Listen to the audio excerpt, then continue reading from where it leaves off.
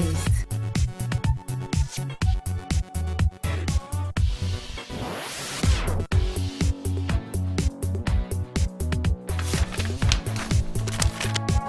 L'auteur dont nous allons découvrir le livre aujourd'hui a publié son premier livre à l'âge de 19 ans. Elle, c'est Ananda Devi et aujourd'hui, je vous présente son livre Pagli. En effet, Ananda Devi est originaire de l'île Maurice et comme je vous le disais à l'entame de cette émission, elle a publié son premier recueil de nouvelles alors qu'elle n'avait que 19 ans. Depuis, elle a publié plusieurs nouvelles et romans. Que retenir de son livre Pagli? Terre Rouge, un village au nord-ouest de l'île Maurice. Une femme y arrive le jour de la cérémonie, aux côtés de l'homme qu'elle a accepté d'épouser par vengeance. Il pleut. Son sari de mariée est alourdi de boue. Elle ne sait pas encore que cet endroit rouge va lui apporter autre chose. L'amitié de Mitsi, aux robes multicolores, l'odeur brumeuse des épices qu'elle laisse filer entre ses doigts et surtout l'amour de Zil le pêcheur. Amour interdit parce qu'elle est mariée, parce qu'elle est hindoue, parce qu'il est créole, parce qu'il est pêcheur, parce que tous les prétextes sont bons pour interdire. Un soir, chargée de lui faire entendre raison, les Moffines, gardiennes de la pureté, viennent la manquer au fer du nom de folle. Pagli. Pour elle, ce ne sera pas une punition, mais une libération. Passons maintenant à un extrait de ce roman. Je ne peux t'écrire que comme un poème sans rime et sans ponctuation, parce que tu dépasses tout cela. Tu es mon miroir dans lequel je me vois belle, alors que je ne le suis pas. Tu es cette douceur qui glisse des arbres le soir, comme une couleuvre irisée et comme une nuit de passementerie et je t'ai vu dans une lumière de première heure lorsque le monde apparut serein entre les mains de quelque créateur et c'était peut-être toi, tu n'aurais pas cette prétention. C'est peut-être moi qui t'ai créé de toutes pièces par la force de mon imagination et par l'intensité de mon désir jamais. Je n'ai si bien compris ma solitude que lorsque tu es venu du bout de l'allée, du bout de ton innocence, du bout de ta vérité, à bout de toutes mes défenses, mais il n'y en avait pas. Pourquoi me serais-je défendu quand je n'attendais que toi pour enfin offrir tout ce que j'avais à offrir? Mes mains, mon ombre, ma désuétude, mon habitude, mes impossibles, ma dévastation, ma création, mon offense, mon enfance, mon enfant, et en retour, tu m'as offert tes yeux, ta compréhension, ta pureté, ton insolite, ton travail, ton mérite, ton accoutumance, ton silence d'oiseau, caché dans le bâillon qui étale ses bras d'aube, loin, loin, jusqu'aux extrêmes de mon corps anéanti de faim, mon âme squelettique d'amour, mes bras émaciés de caresses, ma bouche desséchée de baisers, je te pense et je t'écoute et je t'attends. Toi, mon île, lorsque le vent souffle, je ne suis plus qu'un corps en attente comme ce soir-là. Après la première rencontre chez Mitsi, quand je suis sortie sur le coup de minuit, sans savoir pourquoi, égaré parmi l'obscurité des esprits clos, trébuché sur les racines de leur intolérance. Moi, l'intoléré, je suis sortie sans savoir que je te cherchais. Je ne savais pas où tu étais, ni qui tu étais. Mais je savais que je t'aimais comme un cœur reconnaît sa souffrance, sans nul doute dans sa vérité blanche et son inévitable. C'est ainsi que je te vois, mon inévitable.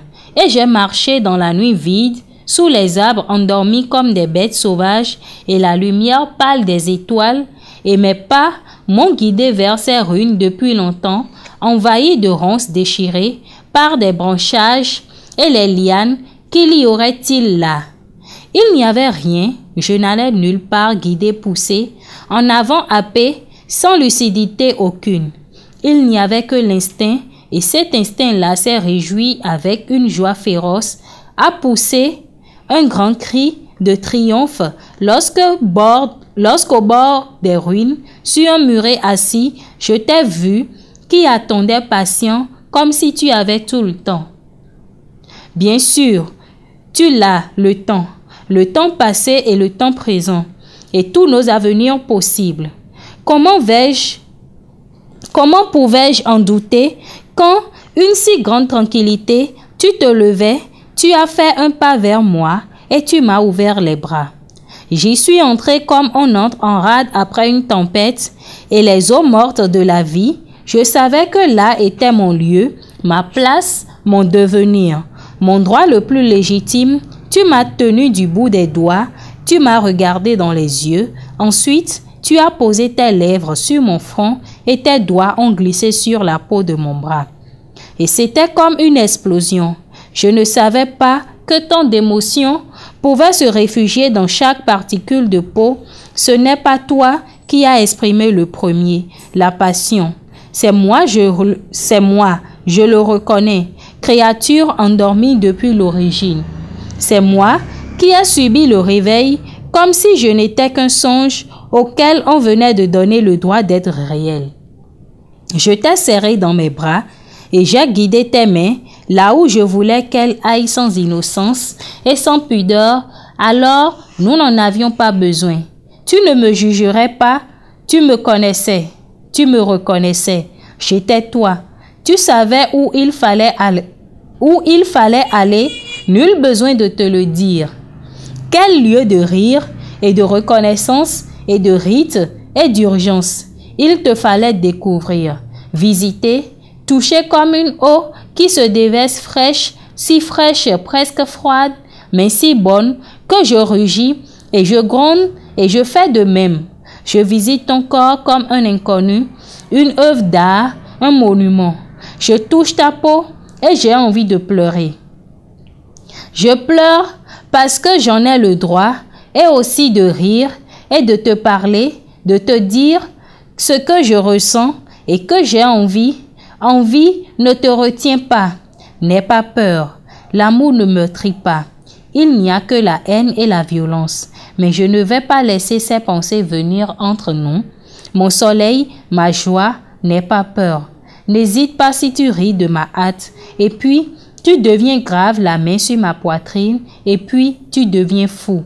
Les lèvres sur mon ventre. Et puis, tu deviens toi à l'intérieur de moi. Où sommes-nous partis en ces heures abruties d'insomnie? Bien loin, certainement, car je ne reconnaissais pas ces lieux où mon cœur a trébuché si fort et tant d'eau, pluie, sueur, salive ou autre humidité. Je ne sais plus encore nouer, renouer, encore et renouveler indéfiniment. Il n'y a plus de nuit, plus d'aube, des lierres enroulées autour de nos chevilles, mais il n'était pas nécessaire de nous attacher. L'un à l'autre, nous le sommes déjà. Au contraire, pour nous séparer, il faudra défaire l'inextricable, mais dévergondées jambes buissonnières, lèvres adhérées, nous ne pouvons plus partir. Tu dis mon nom, et cela ressemble à une lumière. Je dis ton nom, cela ressemble à un cri d'oiseau. Je n'en peux plus essouffler, crier. Je n'en peux plus essouffler, crier, soulever, irradier, déferler. Et enfin, nous glissons ensemble dans le sommeil et pour la première fois depuis des années, je dors. Aube, l'ombre me fleure comme une feuille brisée à la lisière d'un arbre.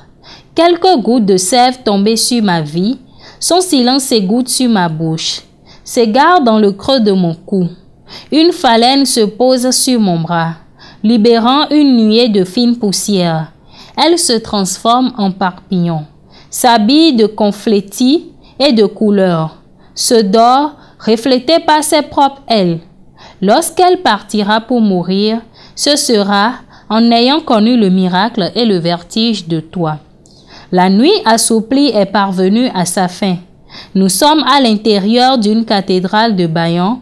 Leurs bras se redressent tout autour de nous. Leurs racines chevelures et aériennes se dénouent doucement jusqu'à terre. Ce lieu vert, À la lumière qui coule en plein boisé, avec de longs craquements d'écorce nous refuge. L'odeur des verdures et des mousses s'élève au-dessus de nous, mais nous ne sentons pas que celle de nos corps, encore tremblants et défaits.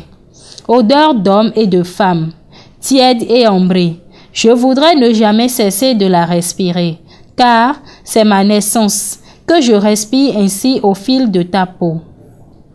Naître au matin entre tes bras, mon île, mon île, bercé de ton corps engourdi, ta jambe sur moi comme une rame, découvrir le but de mes secondes entre deux replis d'éternité. Ta voix connue de tous mes sens, rassemblée, réunie, complétée. Jour, nuit mélangés se glissent entre tes cils lorsque tu m'ouvres ton sourire.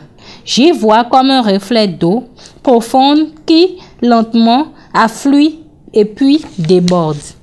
J'examine ce visage d'homme qui pleure comme une chose extraordinaire. Eau étrange qui coule de toi, d'où vient-elle? De quelle source enterrée d'émotions? Ou n'est-ce qu'une recherche comblée? Tu sembles seulement en prendre conscience à cet instant. Je te tiens la tête de mes deux mains.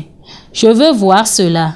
Je caresse tes joues humides de mes doigts, ma peau me mouille. Tu ne peux pas t'arrêter.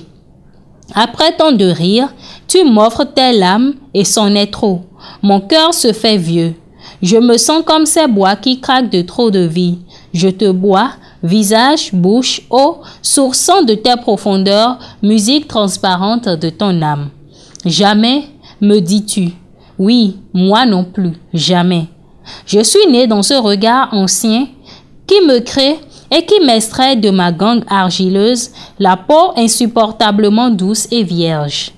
Je suis femme, sous ces mains qui sculptent ma chair et la modèlent en parcourant chaque centimètre de sa surface. Et je saisis ma mort, ensevelie dans la joie qui jaillit de toi parce qu'il n'y a plus rien à entendre. Je suis prête, ayant enfin compris le sens de ce corps que je croyais inutile, de cet esprit que je croyais absent. Enfin abouti, je peux mourir. Mais le soleil se lève et éclate d'un coup en une folie de blancheur. L'air n'est plus au vert, mais de métal fondu. Affolé par sa soudaineté de ce jour, je veux partir. Mais tu m'empêches de retrouver la lourdeur de mes peurs. Tu retiens ma main qui veut ramener la pudeur sur mon corps, la réalité dans mon esprit. Chers amis de Parole au Test, c'était Pagli de Ananda Devi. Retrouvez ce livre dans les rayons de la bibliothèque Nicéphore Dieudonné Soglo du Centre culturel artistique Africa à Cotonou. Merci de votre aimable attention. Au revoir.